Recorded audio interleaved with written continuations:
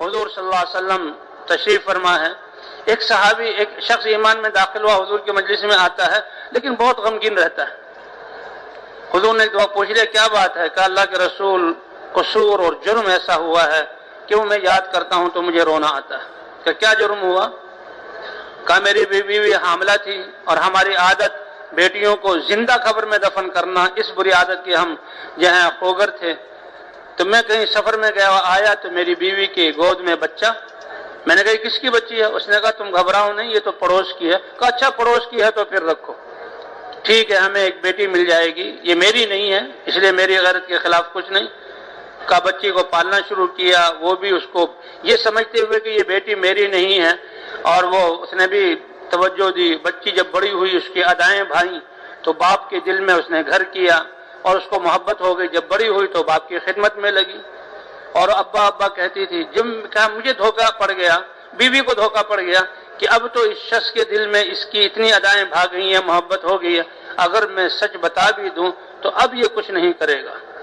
کہا اس کے بس یہ اس کی غلطی تھی وہ اس زندگی کی کہ اس نے کہا پتہ ہے یہ بچی کون ہے؟ کہا ہاں یہ فلاں کی۔ کہا نہیں یہ تمہاری بیٹی ہے، بس یہ سنا میرے اندر وہ درندگی جو جاہلیت کی وجہ سے تھی وہ آ گئی، وہ شیطنیت، ہاں تک کہ اس نے کہا یہ تمہاری اپنی بچی ہے۔ اور میں نے تدبیریں شروع کر دی، اور تدبیریں شروع کر کے میں نے ایک پلان بنایا اور بیوی سے کہا تاکہ اس کو احساس نہ ہو کہ اس کو کپڑے پہناؤ، اس کے بال سنوارو اور اس کو تیار کرو کہ کہاں کہ میں اس کو اس کی پھوپھی سے فلاں علاقے میں ملانا جا رہا ہوں۔ عرب بڑے ذکی ہوتے تھے، کہتے اس نے سمجھ گئی کہ اس آواز میں مجھے خون کے ٹپکنے کی آواز آ رہی ہے، احساس ہو رہا ہے۔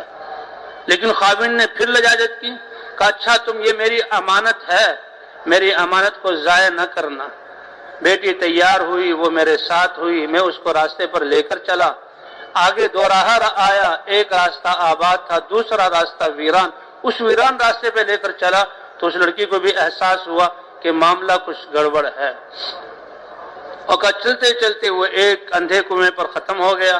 اس کنویں پر پہنچا تو اس لڑکی کو احساس ہوا لیکن ایک چھوٹی بچی ہے اور ننھی سی جان ہے، وہ کہاں بھاگ سکتی ہے، وہ میرے سامنے کھڑی ہے۔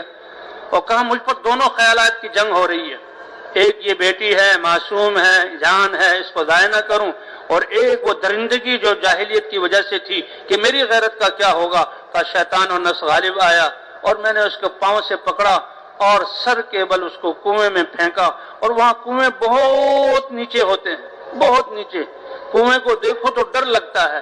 کہا وہ جا رہی ہے نیچے اور کہہ رہی ہے اے ابا تو نے میری ماں کی امانت کو ضائع کر دیا، اور وہ کنویں میں گری، اور جب تک اس کے سانس چلتے رہے وہ یہی پکارتی رہی تو نے میری ماں کی امانت کو ضائع کیا۔ اور پھر بھی میں اتنا سنگ دل کہ میں کھڑے ہو کر انتظار کرتا رہا کہ جب تک یہ مرے گی نہیں اس وقت تک میں یہاں سے ہٹوں گا نہیں۔ اور کہا جب وہ آواز خاموش ہو گئی میں چلا اور دیکھا حضور کی آنکھوں سے آنسو رواں ہیں۔ آج ایمان کے بعد اس کو اپنے اس ظلم کا احساس ہوا ہے، آج وہ اپنے اس ظلم پر نادم ہے، آج اللہ کے رسول کے سامنے روتے ہوئے اس کا اظہار کر رہا ہے۔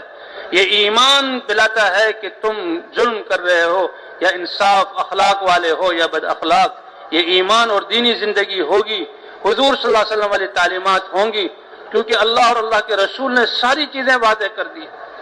اللہ کے رسول سے بھی آنکھوں میں آنسو اور رحمت للعالمین ہوتے ہوئے کہ اگر اللہ مجھے سزا دینے کا اختیار دیتے، اے فلاں آج تمہارے اس جرم کی سزا میں تمہیں دنیا میں دے دیتا۔